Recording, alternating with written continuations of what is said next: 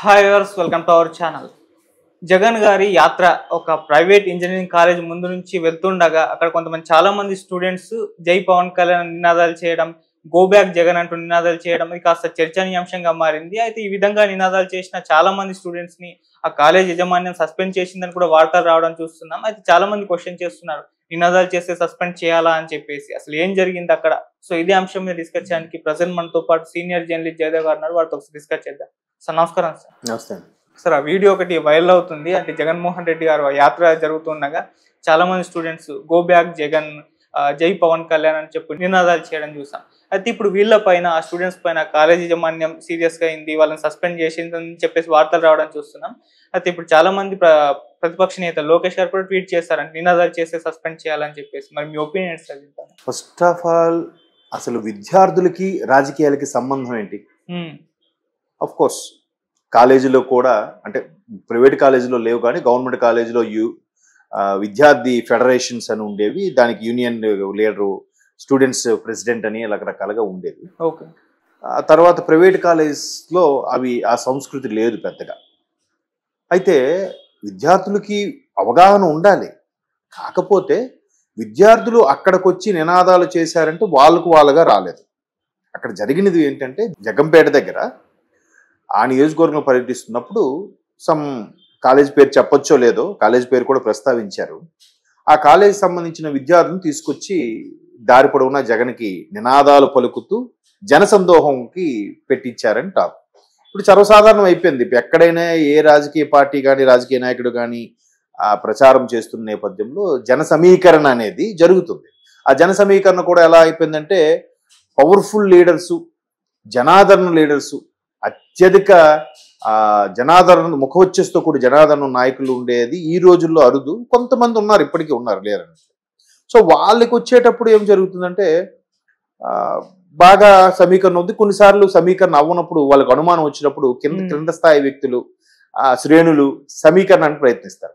అలా ప్రయత్నించినప్పుడు వాడికి ఓ బాటిల్, ఎంతో కొంత అమౌంట్, బిర్యానీ ప్యాకెట్ ఇస్తాడు సహజం.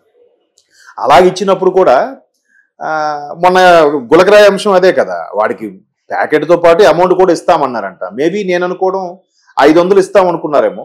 ప్యాకెట్ ఇచ్చారు, ప్యాకెట్ అదే బాటిల్ ఇచ్చారు, బాటిల్ 150, రిమైనింగ్ 350 అని ఇవ్వాలిగా. ఇవ్వలేదు కాబట్టి ఆడు హర్ట్ అయ్యాడు, పైగా 2 వేసుకుని ఉంటాడు కాబట్టి ఆ ఫీల్తో వాడు కొట్టాడని ప్రస్తుతం టాక్ నడుస్తుంది.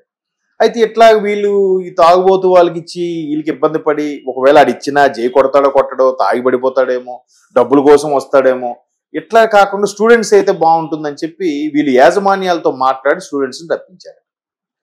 రప్పిస్తే యాజమాన్యాలు కూడా ఎలాగా, ఇట్లా ముఖ్యమంత్రి గారి సభ జరగబోతుంది లేదా రోడ్ షో జరగబోతుంది, మీరందరూ వెళ్ళి సపోర్ట్ చేయండి అంటే ఒక పద్ధతి. లేదా నచ్చిన వాళ్ళు వెళ్ళండి, మీ ఇష్టం, మీకు ఎవరికి ఇబ్బంది పెట్టట్లేదు, అదొక పద్ధతి. లేదు, కాలేజ్ తరఫున గతంలో మా కాలేజ్ ఫేవర్గా చేశారు, లేదంటే మా కాలేజ్ చైర్మన్ ఆ పార్టీలో ఉన్న వ్యక్తి, ఆ పార్టీలో పోటీ చేసే అభ్యర్థి, సంథింగ్ ఏదో సమ్ ఎక్స్ఎక్స్ఎక్స్ అని చెప్పేసి వెళ్ళండి రిక్వెస్ట్ చేస్తే అదొక పద్ధతి. అలా కాకుండా యాజమాన్యం కూడా ఏం చెప్పిందంట, ఖచ్చితంగా అందరూ వెళ్ళాలి, వెళ్ళకపోతే ఆబ్సెంట్స్ వేస్తామనో, లేదంటే సెమిస్టర్లో తగ్గిస్తామనో, ల్యాబ్ మార్కులు తగ్గిస్తాం, ఏదో ఒకటి మెబ్బి పెడతారు కదా. స్టూడెంట్స్ కూడా కొంతమంది, ఇప్పుడు 100లో ఒక 90 మంది కాకపోయినా 60-70 మంది సరే మనకెందుకులే పోతే పోతుంది కదరా అనేవాళ్ళు ఉంటారు. ఒక 10 మంది స్కిప్ అయిపోతారు ఎవరిని నొప్పించకుండా. ఇంకో 10 మంది ఇదేంటి ఎలా చేస్తున్నారు, ఎలా చేస్తున్నారు, అది అనలేక ఇటు అనలేక రెండు వైపులా ఎట్లా ఉంటారు. ఒక 10 మంది మాత్రం రెబల్గా ఉంటారు, ఏంగైతే అవును. సో ఆ 10 మందిని కూడా తీసుకెళ్లేసరికి ఎలా అవుతుందంటే, ఇప్పుడు వాళ్ళు కూడా స్టూడెంట్స్లో కూడా ఎట్లా అంటే పేరెంట్స్ని ఇంట్లో మాట్లాడుకోవడం, వాళ్ళు ఇన్స్పైర్గా తీసుకుంటారు. ఇంట్లో వాళ్ళ వ్యక్తి పవన్ కళ్యాణ్ ఫేవర్ అనుకోండి, వీడు కూడా మా నాన్నగారు పవన్ కళ్యాణ్ కాబట్టి పవన్ కళ్యాణ్ ఫేవర్గా ఉంటాడు. ఇంట్లో వ్యక్తి జగన్మోహన్ రెడ్డి గారి ఫేవర్ అనుకోండి, జగన్మోహన్ రెడ్డి గారి ఫేవర్ ఉంటారు. చాలా వరకు కూడా వ్యతిరేకత ఉన్న నేపథ్యంలో కొంతమంది మనకి ఎందుకు ఊరుకుంటారు, కొంతమంది ఖచ్చితంగా వెళ్ళి ఆ సంగతి చూద్దామని అనుకున్న వాళ్ళు కూడా ఉంటారు.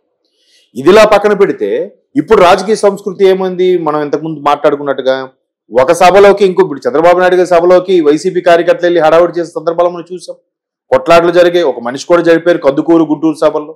అలాగే జగన్మోహన్ రెడ్డి గారి సభలో వీళ్ళు కూడా వెళ్ళారని వాళ్ళు ఆపాదిస్తున్నారు అని ఎంతవరకు వాస్తవం అదే నేను వీడియో చూడలేదు. ఇట్లా కూడా జరిగాయి. ఇప్పుడు పవన్ కళ్యాణ్ గారికి సభలో కూడా వైసీపీ కార్యకర్తలు వెళ్ళి హడావిడి చేశారని, అలాగే జగన్మోహన్ రెడ్డి గారికి ఫేవర్ గా ఉండే సినిమాలు థియేటర్కి వెళ్ళి అక్కడ జన సైనికులను వైసీపీ కార్యకర్తలు గొడవ పడ్డారని కూడా చూసాం. ఇట్లాంటి సంస్కృతి నడుస్తున్న ఈ రోజుల్లో స్టూడెంట్స్ ఇంకెందుకులో వాళ్ళు వీళ్ళు పిలిస్తే ఇబ్బంది పడతారు, స్టూడెంట్స్ అయితే కామ్గా ఉంటారు, మనం చెప్పిన పని చేసుకుంటారని యాజమాన్యంతో మాట్లాడి డీల్ కుదుర్చుకున్నారని ఒక టాక్ నడుస్తుంది. మేబీ అయితే అయి ఉండొచ్చు. లేదా స్టూడెంట్స్ ఎందుకు వస్తారు, వచ్చారు, వచ్చిన తర్వాత ఆయన బస్సుకు అడ్డగా నిలబడి జై పవన్ నినాదాలతో పాటు మీరు ఇంకొకటి కూడా మీరు ఆ వీడియో అబ్జర్వ్ చేస్తే జై పవన్ అన్నారు, గో బ్యాక్ జగన్ అన్నారు, అది బాగుంది.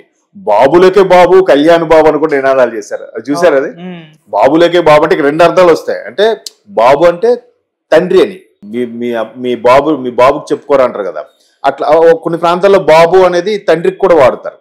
బాబులకే బాబు అని ఒకటి అర్థం వస్తుంది. ఇంకోటి ఏంటంటే చంద్రబాబు కన్నా మా నాయకుడే పెద్ద తోపు అనే అర్థంలో కూడా వీళ్ళు మాట్లాడారు.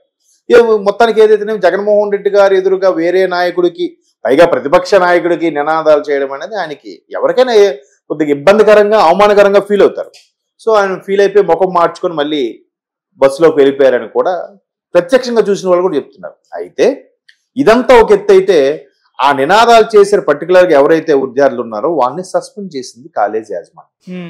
కాలేజ్ యాజమాన్యం ఎందుకు సస్పెండ్ చేయాలి? కాలేజ్ కాంపౌండ్ లో జరిగిందా, లేదంటే కాలేజ్ కాంపౌండ్ లో ర్యాగింగ్లు లాంటి గొడవలు పడ్డారా, లేదా అమ్మాయిలకి ఏమైనా డీవిటీస్ చేశారా, లేదా కాలేజ్ పేరు బద్నాం అయ్యేలాగా బయట ఎక్కడో ఏదో ఇష్యూ జరిగితే నెక్స్ట్ డే పేపర్లో ఫలానా కాలేజీ విద్యార్థులు ఈ విధంగా వీరంగం సృష్టించారంటే దానికి అవమానంగా ఫీల్ అయ్యి వీళ్ళు సస్పెండ్ చేశారా అనేది తెలియదు. దానికి దీనికి సంబంధమే లేదు కదా, ఆ కాంపౌండ్ లో జరిగింది కాదు కదా.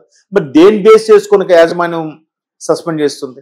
ఇప్పుడు పేరెంట్స్ కూడా లబోదివ్వమంటున్నారు, అనవసరంగా మా పేర్లు కూడా బయటకు వస్తాయి, పేరెంట్స్ చెప్పడం వల్ల విద్యార్థులుగా ఉన్నారు. మేబీ ఇప్పుడు ఇంజనీరింగ్ కాలేజ్ స్టేజ్, డిగ్రీ గ్రాడ్యుయేషన్కి వచ్చే స్టేజ్లో స్వతహా ఆలోచించే ఆలోచనలు కూడా ఉంటాయి విద్యార్థుల్లో. అలా కూడా అయి ఉండొచ్చు. పేరెంట్స్ ద్వారా ఇన్స్పైర్ గా తీసుకొని కూడా కొన్ని రకాల మాట్లాడి ఉండొచ్చు. అయితే ఇప్పుడు ఇది సస్పెండ్ చేయడం వల్ల పేరెంట్స్ లవోదివ్వమంటున్నారు, కానీ అందులో సరైన పేరెంట్ ఉంటే రివర్స్ లో వెళ్ళచ్చు. ఎలా అంటారా, కాలేజ్ మేము పంపించలేదు విద్యార్థులకు, యాజమాన్యం పంపించింది. యాజమాన్యం ఎలా పంపిస్తుంది, ఏ రైట్కి పంపిస్తుంది? అదేమైనా దాన్ని ఏమైనా ఇండస్ట్రియల్ టూరా లేదా బొటానికల్ టూరా? కాదు కదా. మరి అలా పంపించితే పోను ఓకే అనుకోవడానికి, రాజకీయ పార్టీలకు సంబంధించి అక్కడికి తీసుకెళ్లి నినాదాలు చేయండి, మీరు అక్కడ ఉండండి, జన సమీకరణలో మీరు ఉండండి చెప్పే హక్కు యాజమాన్యాలకు ఎవరిచ్చారు? ఎవరు ఇవ్వలేదుగా. వీళ్ళు స్వతహాగా ఫేవరెట్ గా రిక్వెస్ట్ చేసుకుంటూ ఓకే, మరి అలాంటప్పుడు వీళ్ళకి సంబంధం వీళ్ళు ఎలాగా వాళ్ళు సస్పెండ్ చేస్తారు? ఇప్పుడు కాలేజ్ యాజమాన్యం మీద వీళ్ళు కేసు వేస్తే పాపం విద్యార్థి జీవితం ఇబ్బంది అవుతుందనే ఉద్దేశంలో మేబీ ఎవరు ముందుకు రారు. ఎందుకు ఇవన్నీ మళ్ళీ పైగా ఇవాళ రేపు కేసులు గీసులు అవి ఇవి, వీళ్ళు కూడా టీసీ ఇవ్వరు, వేరే కాలేజీ కూడా జాయిన్ చేసుకోవడం, నానా ఇబ్బంది పెట్టి ఏడిపిస్తారనే ఉద్దేశంతో పేరెంట్స్ కూడా సైలెంట్గా ఉంటుంటారు. కానీ బట్ యాజమాన్యానికి సస్పెండ్ చేసే రైట్స్ లేవు. ఏ రైట్ తో చేస్తారు చెప్పండి? అంటే ఎంత మేము మా ఇష్టం మేము ఇలాగ బిహేవ్ చేస్తాం అన్నట్టుగా ఉన్నారో చూడండి అసలు. అంతే కదా, తప్పు కదా. ఇలాంటి వాళ్ళందరికీ నిజంగా రెడ్ డైరీలో ప్లేస్ ఇవ్వచ్చా? యాజమాన్యం కూడా రెడ్ డైరీలో ప్లేస్ ఇవ్వచ్చేమో నాకు తెలిసి. చూద్దాం ఇంకెన్ని రోజులు, అది కూడా చూద్దాం. Okay sir, thank you so much sir.